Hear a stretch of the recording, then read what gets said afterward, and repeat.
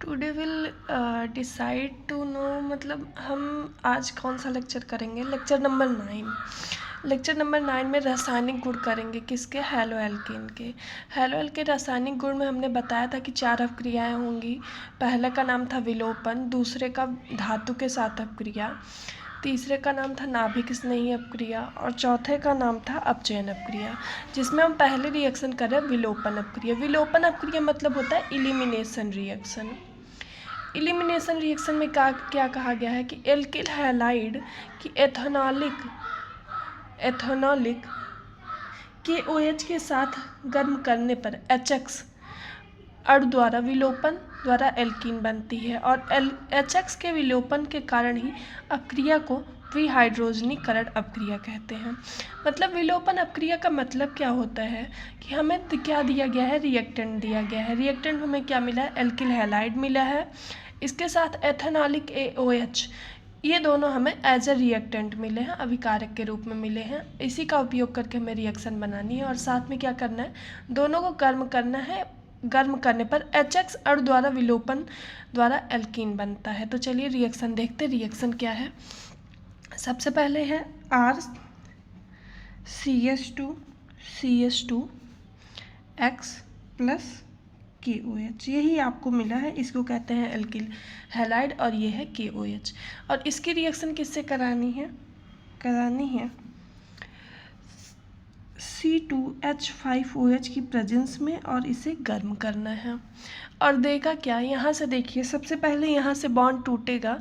Bond टूटते ही क्या होगा? एक हाइड्रोजन यहाँ से निकल के और एक X यहाँ से निकल के तुरंत बनाएंगे क्या? HX का विलोपन हो जाएगा। देखिए यहाँ से सबसे पहले क्या बना लेते हैं? एल्कीन बना लेते हैं। तो RCH डबल बॉन्ड CH2, यहाँ से R निकल गया, CH निकल गया, CH2, यहाँ से एक हाइड्रोजन बचा है और एक X बचा है, K बचा है, OH।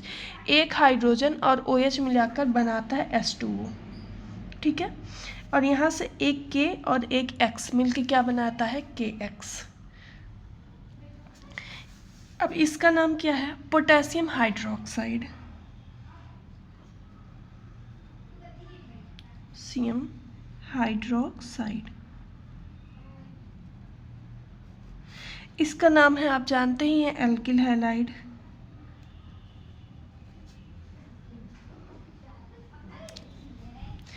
और इसके बाद इसको कहते हैं एल्कीन। जहाँ पर कार्बन कार्बन के बीच डबल बॉन्ड, वहाँ एल्कीन जल और पोटेशियम हैलाइड।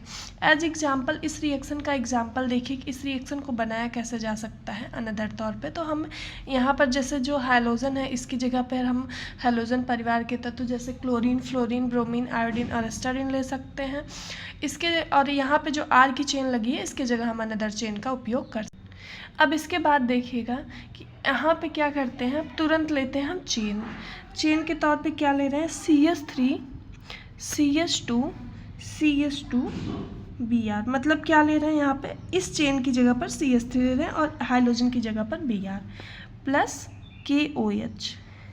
अब सेम रिएक्शन है, C2H5 प्रेजेंस है। अब तुरंत रिएक्शन बनाइए, CH3 CH double bond CH2। यहाँ से देखिए, अब यहाँ से एक हाइड्रोजन, एक OH मिलकर H2O, यहाँ से K और Br मिलाकर पोटेशियम ब्रोमाइड बना लिया, ठीक है। देखिए यहाँ से निकला क्या कहते हैं, यहाँ से एक हाइड्रोजन निकला, जैसे सेम टू सेम इसमें हुआ था।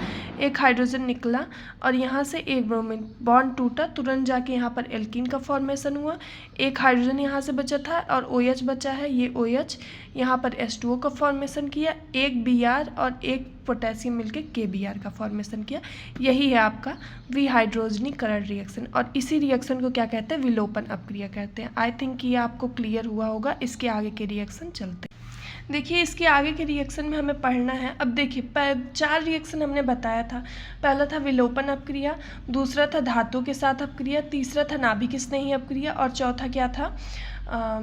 तीसरा था नाभिक स्नेही अपक्रिया, चौथा अपचयन अपक्रिया था। जो भी हो, तो हम दूसरे नंबर का रिएक्शन पढ़ने जा रहे हैं। विलोपन अपक्रिया में केवल एक सिंगल अपक्रिया आती है, लेकिन इसके बाद जो अपक्रिया है वो है धातुओं के साथ की जाने वाली अपक्रिया। धातुओं के साथ की जाने वाली अपक्रिया मतलब हम अपने RX का कभी Mg के साथ, कभी लिथियम के साथ, कभी सोडियम के साथ, कभी जिंक के साथ अपक्रिया कराएंगे, और जो हमें प्रोडक्ट मिलेंगे उसके बारे में हम समझेंगे। देखिएगा कि Mg के साथ अपक्रिया करानी है। Mg के साथ अपक्रिया किसकी करानी है? देखिए, शुष्क ईथर की उपस्थिति में किससे? एल्किल हैलाइड और Mg के साथ अपक्रिया कराने पर क्या मिलता है? ग्रिग्नार्ड अभिकर्मक प्राप्त होता है। तो हमें रिएक्टेंट के तौर पे क्या मिला है? सबसे पहले क्या मिला है? एल्किल हैलाइड, फिर Mg मिला है मैग्नीशियम धातु, और किसकी प्रेजेंस में करानी है? शुष्क ईथर की उपस्थिति में। और क्या मिलेगा? ग्रिग्नार्ड अभिकर्मक। तो रिएक्शन देखते हैं। अब हम जानते हैं कि एल्किल हैलाइड को RX कहते हैं, और इसकी रिएक्शन किससे करानी है? Mg के साथ करानी है। और किसकी प्रेजेंस में करानी है? शुष्क ईथर की।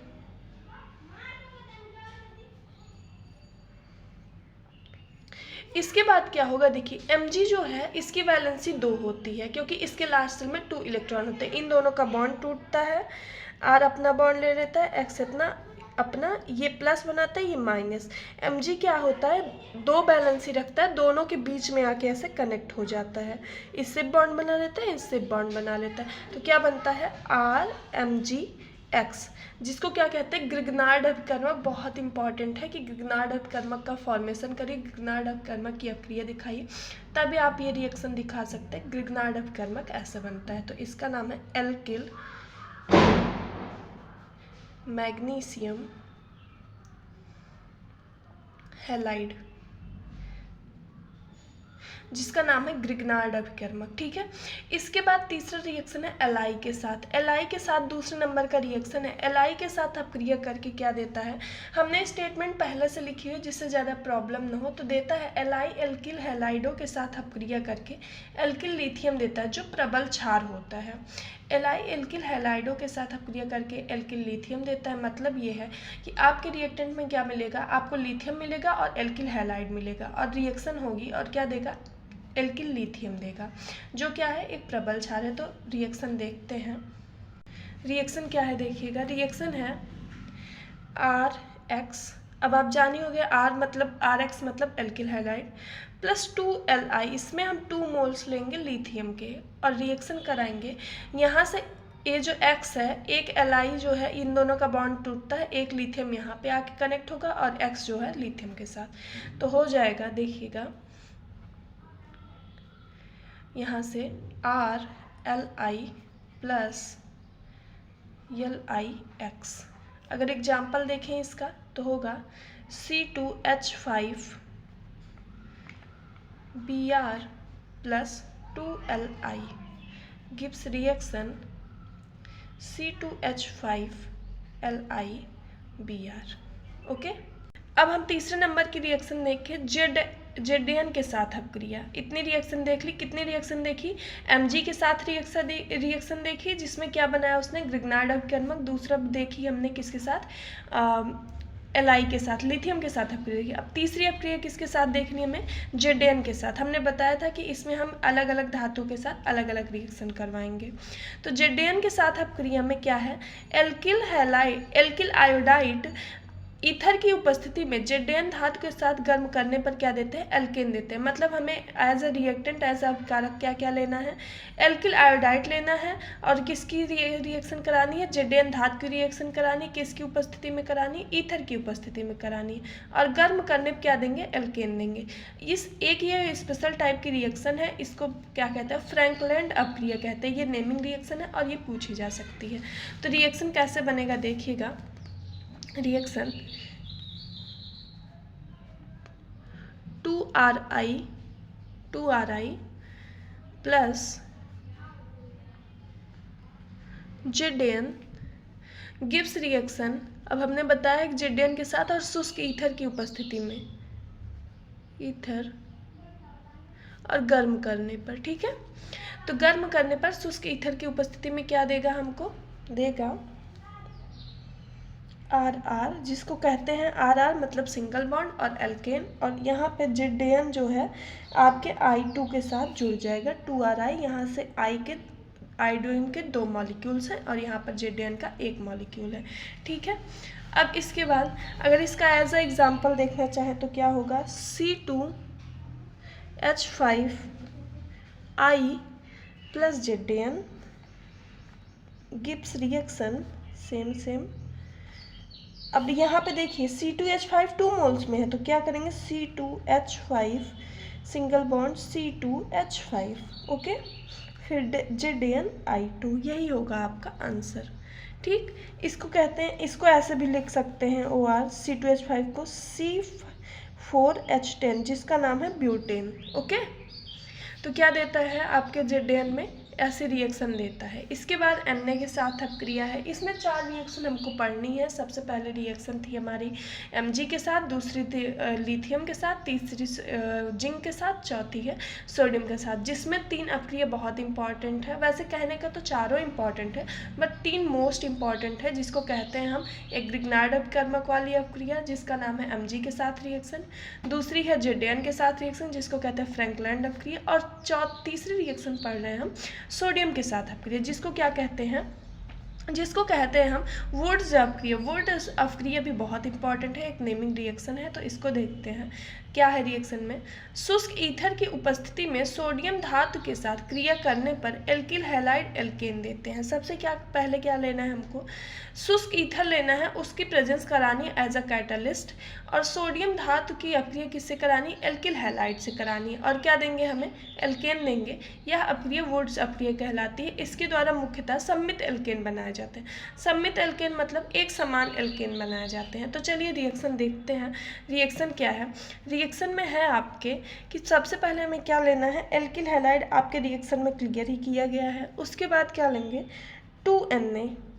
इसी रिएक्शन को हम 2 तरह से बना के दिखाएंगे। अगर आपको ऐसे नहीं समझ में आता तो वैसे आप कर सकते हैं। शुष्क ईथर की उपस्थिति हर जगह रहेगी इन चारों ही रिएक्शन में, और इसको क्या करेंगे, गर्म करेंगे, और क्या देगा, RR। इसी रिएक्शन को अभी हम थोड़ा सा तोड़ के बनाएंगे, हो सकता है आपको तब और अच्छे से समझ में आए। और क्या मिलेगा, 2NaX। OR दिस रिएक्शन ऐसे हो सकती है, देखिए RX 2 मोल्स लिए ना, तो 2 मोल्स को दिखा देंगे Na, ओके, फिर RX। ठीक है, यहाँ से जो है देखिए आपका R जो है रिएक्शन करके R के साथ क्या बनाता है, एल्केन बना लेता है, RR, और यहाँ से NaX मिलाकर 2NaX बनाता है, ओके। यही रिएक्शन है। इसी रिएक्शन को हमने 2 तरह से लिखा है। आई थिंक ये रिएक्शन अभी समझ में आ गई होगी कैसे बना है। इसी रिएक्शन का एज अ एग्जांपल हम देखते हैं। इसी रिएक्शन को क्या कहते हैं, ब्यूटेन के क्या कहते हैं, वुड्स अपक्रिया कहते हैं। अब इसी रिएक्शन को देखते हैं कैसे, एक एज अ एग्जांपल लेते हैं, 2CH5Br प्लस 2Na। अब क्या करेंगे, इसी को ध्यान में रखिए, 2 मोल्स है, C2H5 OR C4H10 जिसको कहते हैं ब्यूटेन प्लस 2NaBr। कन्फर्म है रिएक्शन, आई थिंक कन्फर्म ही होगी। इसके बाद हम पढ़ते हैं थर्ड रिएक्शन। हमने कितनी रिएक्शन कंप्लीट कर ली हैं, पहला विलोपन अपक्रिया, रासायनिक गुण में 4 रिएक्शन हमको पढ़नी थी, विलोपन अपक्रिया, धातु के साथ अपक्रिया, अपचयन अपक्रिया, नाभिक स्नेही, जिसमें से हमने 2 रिएक्शन कंप्लीट कर ली है। एक विलोपन अपक्रिया जिसको कहते हैं विहाइड्रोजनीकरण, उसके बाद धातु के साथ अपक्रिया। धातु के साथ अपक्रिया में हमने 4 अपक्रिया पढ़ी हैं। चारों अपक्रिया क्या है, पहली अपक्रिया थी आपकी मैग्नीशियम के साथ अपक्रिया जिसमें आपने ग्रिग्नार्ड अपकर्मक का फॉर्मेशन किया है। दूसरी अपक्रिया थी लिथियम के साथ जिसमें आपने लिथियम एल्केन बनाया है। तीसरी अपक्रिया थी आपके जिंक के साथ जिसको आपने फ्रैंकलैंड अपक्रिया कहा है जिसमें आपने एल्केन का फॉर्मेशन किया। और चौथा है सोडियम के साथ अपक्रिया जिसको कहते हैं वुड्स अपक्रिया, और आपने क्या फॉर्मेशन किया है, एल्केन का फॉर्मेशन किया। अब पांचवी मतलब कि पांचवी अपक्रिया इसमें नहीं है। अब ये तीसरा टाइप है रासायनिक गुण का कि अपचयन रिएक्शन, अपचयन अपक्रिया। अब अपचयन अपक्रिया क्या होती है देखिएगा, अपचयन करने के लिए एल्किल हैलाइड, अपचयन करने पर एल्किल हैलाइड एल्केन देते हैं। देखिए यहाँ पर अपचयन कराने के लिए रिडक्शन क्या होता है, रिडक्शन का मतलब होता है कि या तो उस अपक्रिया में हाइड्रोजन का प्लस हो, हाइड्रोजन प्लस हो या फिर ऑक्सीजन निकले। हमने पुरानी क्लासेस में पढ़ी है, 11th की क्लास में पढ़ी होगी, अभी वीडियो नहीं तो पढ़ा है, बट हम वीडियो डालेंगे तो वहाँ पे अपचयन के बारे में बताएंगे कि अपचयन क्या होता है कि जब आपका हाइड्रोजन का जुड़ाव होता है और ऑक्सीजन निकलता है, या तो हाइड्रोजन वहाँ उस रिएक्शन में जुड़े या फिर ऑक्सीजन निकले, तो ऐसे रिएक्शन को अपचयन रिएक्शन कहते हैं, रिडक्शन रिएक्शन कहते हैं। अब अपचयन कराने के लिए बहुत सारे अपचायक पदार्थ होते हैं, जिसमें आता है H2, ZN, HCl, SN, HCl, बहुत सारे पदार्थ होते हैं। तो हम इसमें देखते हैं अपचयन अपक्रिया कैसे कराई गई है। ठीक है, अपचयन अपक्रिया देखिए, अपचयन अपक्रिया क्या है कि RH लेना है हमें, इसमें दे दिया गया है कि अपचयन करने पर एल्किल हैलाइड एल्केन देते हैं, मतलब RH रहेगा और क्या रहेगा, या तो हम हाइड्रोजन को जोड़े या तो ऑक्सीजन को निकाले, तभी हाइड्रोजन अपचयन अपक्रिया होगी। तो करते हैं, अब इसमें हम क्या कर रहे हैं, हाइड्रोजन को जोड़ रहे हैं। जब भी अपचयन अपक्रिया होती है हाइड्रोजन को ऐसे ब्रैकेट में लिखा जाता है। ओके, अब क्या होगा, RH प्लस HX। रिएक्शन बहुत क्या सिंपल है बट थोड़ा सा टिपिकल है समझने में। C2H5Br plus 2H। अभी देखिए बहुत ईजी रिएक्शन है, बस आपको अपचयन देख के ना कठिन लग रहा है। C2H6 plus HBr। पूरे रिएक्शन में क्या हुआ, RH हमने लिया, 2 हाइड्रोजन, यहाँ से दोनों के बॉन्ड टूटे, R के साथ H आ गया और X के साथ HX आ गया। ये ऐसे ही सेम टू सेम C2H5Br है, जिसमें आपने 2 हाइड्रोजन जोड़े, एक हाइड्रोजन C2H5 के साथ है, तुरंत बन गया एल्केन, और HBr के साथ मिल गया हाइड्रोजन ब्रोमाइड। ये है आपकी अपचयन रिएक्शन। अब आप जान लीजिए कि आपकी 3 रिएक्शन कंप्लीट हो गई। लास्ट रिएक्शन हमें क्या पढ़नी है, नाभिक स्नेही प्रतिस्थापन अपक्रियाएं। देखिए हमें लास्ट रिएक्शन पढ़नी है, नाभिक स्नेही प्रतिस्थापन अपक्रियाएं, जिसको कहते हैं इंग्लिश में न्यूक्लियोफिलिक सब्स्टिट्यूशन रिएक्शन। नाभिक स्नेही प्रतिस्थापन अपक्रियाएं 2 प्रकार की होती हैं। पहला रिएक्शन का क्या नाम है, SN1 OR का अणुक नाभिक स्नेही प्रतिस्थापन अपक्रिया, इसको कहते हैं यूनिमॉलिक्यूलर न्यूक्लियोफिलिक सब्स्टिट्यूशन रिएक्शन। और दूसरे का नाम क्या है, SN2 द्विअणुक नाभिक स्नेही प्रतिस्थापन अपक्रिया। अब SN1 और SN2 पढ़ने के बाद हम नाभिक स्नेही के प्रतिस्थापन पढ़ेंगे। इसमें 2 तरीके से रिएक्शन होती है, नाभिक स्नेही क्या होते हैं सब बताया जाएगा। तो देखिए SN1 रिएक्शन क्या होती है कि ये बस नाम बड़ा है, रिएक्शन बहुत छोटी है, आपको तुरंत समझ में आ जाएगा। SN1 रिएक्शन जो होती है इसको कहते हैं एक अणुक नाभिक स्नेही प्रतिस्थापन अपक्रिया। एक अणुक मतलब होता है कि इसमें रिएक्टेंट मतलब कि अभिकारक के रूप में एक अणु लिया जाएगा, उसमें सिंगल अभिकारक होंगे। तो इसको इंग्लिश में कहते हैं SN1 OR unimolecular nucleophilic substitution reaction. ये अपक्रियाएं 2 पदों में होती हैं। 2 पदों में क्यों होती हैं, क्यों उसमें एक रिएक्टेंट वर्क करता है, सारी चीज़ें आपको आगे चल के पढ़ाई जाएंगी। नाभिक स्नेही क्या होती हैं ये भी बताया जाएगा, प्रतिस्थापन क्या होता है ये भी बताया जाएगा। ये नाभिक स्नेही रिएक्शन कितने पदों में होती है, 2 पदों में। 2 पदों में रिएक्शन करने से पहले आप एक चीज़ ये समझ लीजिए कि नाभिक स्नेही रिएक्शंस होती क्या हैं। सबसे पहले ये जानिए कि एक होता है आपके पास, आप जानते हैं कार्बोनाइन, और एक होता है नाभिक स्नेही। हम जानते हैं कि जो माइनस चार्ज के साथ होता है, जो माइनस चार्ज वाला होता है किसको लव करता है, वो प्लस को चाहता है। हम जानते हैं अट्रैक्शन और रिपल्सन क्या होता है, अट्रैक्शन फोर्स कि प्लस माइनस एक दूसरे को अट्रैक्ट करते हैं और प्लस प्लस या फिर माइनस माइनस एक दूसरे को क्या करते हैं, रिपल करते हैं। उसी तरह से इसमें क्या होता है, ये एक नाभिक स्नेही होता है जिसके पास इलेक्ट्रॉन की क्या होती है, बहुत ज़्यादा अधिकता होती है, बहुत ज़्यादा उसके पास होते हैं।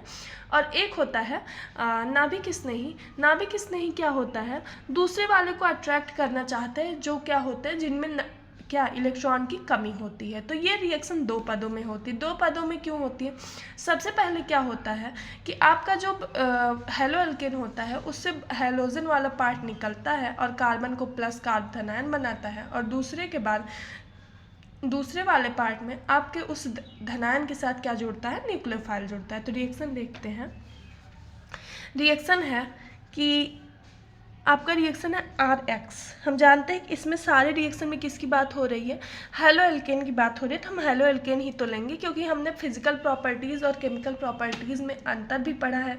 फिजिकल प्रॉपर्टीज़ हमने पहले फॉर्मेशन पढ़ा है हेलो एल्केन का, जिसको हमने बनाया, फिर बनाने के बाद क्या करेंगे, उसको जानेंगे भी तो कैसा बना है, रंगहीन है, गंधहीन है, कि वो पतला सोल्यूशन है कि सांद्रता युक्त सोल्यूशन है, सब भी तो जानना है। वो सब जानने के बाद, वो सब हमने भौतिक गुण में पढ़ लिया। अब हम क्या पढ़ेंगे, फिजिकल केमिकल प्रॉपर्टीज, कि अगर हम इसको दूसरे रिएक्टेंट के साथ रखेंगे, कभी सोडियम के साथ, कभी जिंक के साथ, कभी एल्कोक्सी समूह के साथ, हर रिएक्शन को लगा के देखेंगे कि ये कैसा रिएक्शन दे रहा है। जैसे कि हमारे लाइफ में होता है, हमारे लाइफ में अलग अलग सिचुएशन आती है और उसमें हमारी केमिकल प्रॉपर्टीज, हमारे दूसरों के प्रति व्यवहार का पता चल जाता है। उसी प्रकार इसमें कि RX जो है रिएक्शन देता है, और एक ऐसा पद होता है मंद पद। ये रिएक्शन क्या होती है, धीरे धीरे होती है, और क्या होता है, R+ बना लेता है।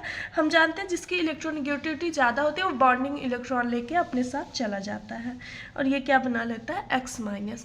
अब क्या होगा, सेकंड पद में हमने जैसे बताया R+ जो होता है वो क्या करता है, नाभिक स्नेही से मिल जाता है। नाभिक स्नेही तो प्लस को अट्रैक्ट ही करना चाहता है, और क्या बना लेता है, ROH। ये रिएक्शन आपकी तीव्र गति से होती है, ठीक है।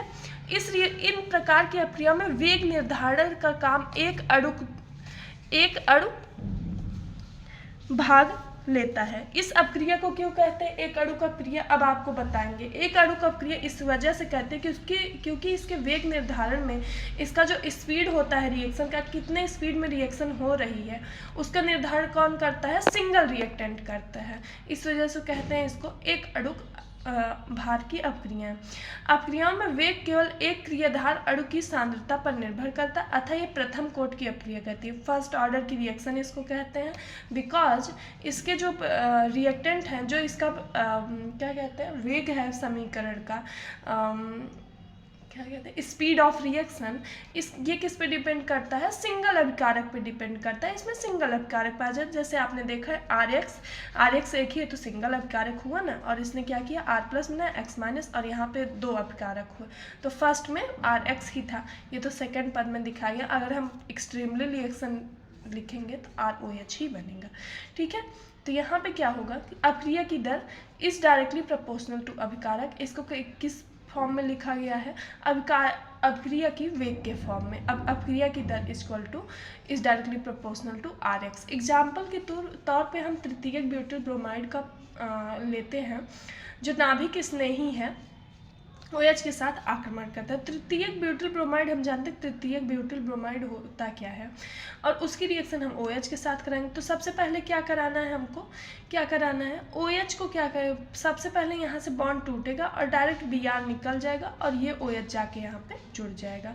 अब क्या होगा कि अपक्रिया की दर, अब यहाँ जो प्रोपोर्शनलिटी का चिन्ह है, जो प्रोपोर्शनलिटी लगी है, उसकी जगह पर एक कांस्टेंट लगाएंगे और वहाँ पे लगेंगे अभिकारक, और अभिकारक की जगह पर क्या हमने लिया है, इसको तृतीयक ब्यूटिल ब्रोमाइड को। अब यहाँ पे लिखेंगे। इसके बाद क्या होगा, यह अपक्रिया 2 पदों में संपन्न होती है। पहले पद में देखो, पहले पद में क्या हुआ, सबसे पहले CH3 Br आयनन मंद वृद्धि द्वारा सबसे पहले कार्बोधनायन का फॉर्मेशन हुआ, जिसमें तृतीयक ब्यूटिल कार्बोधनायन का फॉर्मेशन हुआ। इसके बाद क्या होगा, इसके बाद रिएक्शन देखिए आगे आपको दिखा।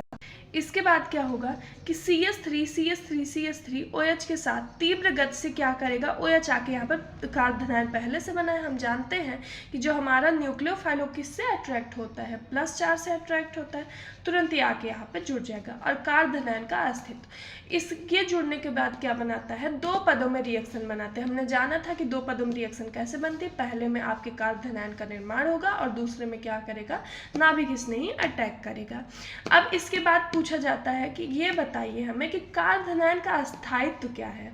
इसमें क्यों पूछा गया कार्बोधनायन का अस्थायित्व, मतलब उसने पूछा कि किसी ने क्वेश्चन किया कि सर हमें ये बताइए कि हम इसमें तृतीयक ब्यूटिल ब्रोमाइड ही क्यों ले रहे हैं, हम द्वितीयक या फिर प्रथम ब्रो में क्यों नहीं ले रहे हैं। तो उसमें बताया गया कि कार्बोधनायन का एक अस्थायित्व क्रम होता है, जिसमें मेथिल जो है बहुत ही कम अस्थायी होते हैं, लेकिन उससे ज़्यादा कौन अस्थायी होता है, 1 डिग्री का कार्बन अस्थायी अस्थाई होता है, कार्बोधनायन अस्थाई होता है। लेकिन उससे भी ज़्यादा कौन सा कार्बोधनायन अस्थाई होता है? 2 डिग्री का, और सबसे ज़्यादा 3 डिग्री का। इस वजह से एका अणु प्रतिस्थापन अभिक्रिया में आपने कौन सा क्या आप सबसे ज़्यादा ले सकते हैं? 3 डिग्री का ले सकते हैं। इसके साथ यहाँ पे आपको बताया CH3 अब यहाँ पे कार्बन भी 1 डिग्री 2 डिग्री बना के दिखाए गए हैं। इस तरीके से क्या कहते हैं, SN1 रिएक्शन की सारी चीज़ें कंप्लीट हुई। अब इसका मैकेनिज्म देखते हैं। मैकेनिज्म है वेग समीकरण, वेग इक्वल टू कांस्टेंट ब्रैकेट में अभिकारक, और sp2 संकरित कार्बोधनायनों का बनना और अधिक अस्थायी कार्बोधनायन का पुनर्व्यवस्थित होना। पूरे SN1 की बात की जाए तो SN1 में क्या था? SN1 में सिर्फ एक ही बात थी कि ये 2 पद दिखाते हैं, 2 पद रिएक्शन में हम क्या करते हैं? वेग समीकरण बनाते हैं। वेग समीकरण सिर्फ एक अभिकारक पर निर्भर करता है जिसका नाम है RX, और उसके बाद क्या होता है कि RX जो है वो कार्बोधनायन का निर्माण करता है, फिर ब्रोमीन आके वहाँ पे जुड़ जाता है और ब्रोमाइड बना लेता है। उसके बाद हम अभिक्रिया का वेग लिखते हैं, वेग लिखने के बाद हम sp2 संकरण दिखाते हैं। इसी के साथ SN2 रिएक्शन, SN2 रिएक्शन क्या होती है? SN1 पढ़ ली तो SN2 पढ़ना भी बहुत इंपॉर्टेंट है। अगर वो समझ गए तो ये बहुत ही छोटा रिएक्शन है। SN2 रिएक्शन क्या है? SN2 द्विअणुक प्रतिस्थापन अभिक्रिया कहते हैं। इन अभिक्रियाओं में वेग का निम्न प्रकार से प्रदर्शित किया जाता है। अब इसमें 2 रिएक्टेंट होते हैं। SN1 और SN2 में एक खास अंतर, SN1 में एज अ रिएक्टेंट अभिकारक के रूप में सिर्फ एक होता है, लेकिन SN2 में 2 अभिकारक होते हैं। 2 अभिकारक कौन कौन से होते हैं? सबसे पहले वेग इक्वल टू, अब इसके जगह पे प्रपोर्शनल करके अभिकारक और नाभिक स्नेही लिख सकते थे, लेकिन पहले लिख दिया गया वेग इक्वल टू कांस्टेंट, उसके बाद अभिकारक, फिर नाभिक स्नेही। मतलब यहाँ पे 2 आपके पास रिएक्टेंट मिल गए। कौन कौन से? अभिकारक और नाभिक स्नेही। अब क्रियाधार में नाभिक स्नेही दोनों का योगदान होता है। मतलब पूरे रिएक्शन में किसका किसका योगदान होता है? नाभिक स्नेही और रिएक्टेंट दोनों का योगदान होता है। अब क्रिया एक संक्रमण अवस्था का निर्माण करती है। SN2 अभिक्रिया में और किसका फॉर्मेशन होता है? एक संकरण अवस्था का भी निर्माण होता है। अब चलिए रिएक्शन देखते हैं। रिएक्शन क्या है कि इसमें सबसे ज़्यादा देखिए, SN1 में आप 3 डिग्री का कार्बन सबसे ज़्यादा अस्थायी सबसे अच्छा रिएक्शन देगा, लेकिन SN2 में कौन सा रिएक्शन देगा? 1 डिग्री का कार्बन या फिर मेथिल कार्बन को जो है वो सबसे अच्छा रिएक्शन देगा। दोनों में यही डिफरेंस है, और डिफरेंस आगे भी आपको बताया जाएगा। तो देखिए कि यहाँ पे हमने मेथिल ग्रुप का कार्बन लिया है और इसके साथ ब्रोमीन अटैच है और OH, ये मंद रिएक्शन है। अब इसमें क्या होता है कि जैसे 2 लोग हैं, जैसे एक पहले से कनेक्टेड है, हम समझ सकते हैं जैसे कि एक जो माँ है उनकी 2 बेटे हैं। 2 बेटे में एक की पत्नी माँ से बहुत ज़्यादा अट्रैक्टेड है, कनेक्टेड है, और दूसरे वाले बेटे की भी पत्नी कनेक्ट होना चाहती है। लेकिन क्या होता है कि अब इसको हटाना पड़ेगा। तो हटाने के लिए क्या होगा? इस OH को धीरे धीरे क्या करना पड़ेगा? धीरे धीरे फूट डालनी पड़ेगी। फूट डालने का मतलब अचानक से तो हम कह नहीं सकती हैं कि वो आके कि यार तुम हट जाओ, हम यहाँ पे आके जुड़ेंगे, ऐसा नहीं कह सकती ना। इस वजह से जिससे कार्बन को भी बुरा ना लगे, ये धीरे धीरे क्या करता है? फूट डालना स्टार्ट करता है। फूट डालने के साथ रिएक्शन होती है। अब क्या होता है? Br जो आके जुड़ता है और OH जुड़ता है, और उसके साथ क्या बनाता है? धीरे धीरे देखिए रिएक्शन ये अपना दूर जा रहा है, ये आके कनेक्ट हो रहा है, जिसे क्या कहते हैं? फूट मत चालाकी कहते हैं, और चालाकी से जुड़ रहा है। और इसके बाद तीव्र रिएक्शन होती है, और क्या होता है? ब्रोमीन बाहर निकल जाता है, OH जुड़ जाता है, जैसे कि हमने एग्जाम्पल लेके बताया। यही है आपकी नाभिक स्नेही प्रतिस्थापन अभिक्रिया द्विमॉलिक्यूलर। अब SN2 की मैकेनिज्म, SN2 में 2 टाइप की मैकेनिज्म दिखाती है। जैसे कि मैकेनिज्म क्या होती है कि कैसे वो रिएक्शन हुई है, वही उसकी मैकेनिज्म होती है। सबसे पहले वेग समीकरण इसमें बताया गया है कि वेग समीकरण में क्या रहेगा? कांस्टेंट प्लस अभिकारक प्लस नाभिक स्नेही, दूसरा संकरण अवस्था का निर्माण। इसी तरीके से ये लेक्चर जो है यहाँ पे कंप्लीट होता है। आपको पता है एक बात कि हमारे इसके पहले वाले मतलब 8 लेक्चर पे सिर्फ 10 व्यूज़ आए हैं। 10 व्यूज़ को देख के हम इस सेकंड लेक्चर का फॉर्मेशन कर रहे हैं, और इतना हम 10 व्यूज़ देख के खुश हुए हैं। So please support and thank you so much. Bye.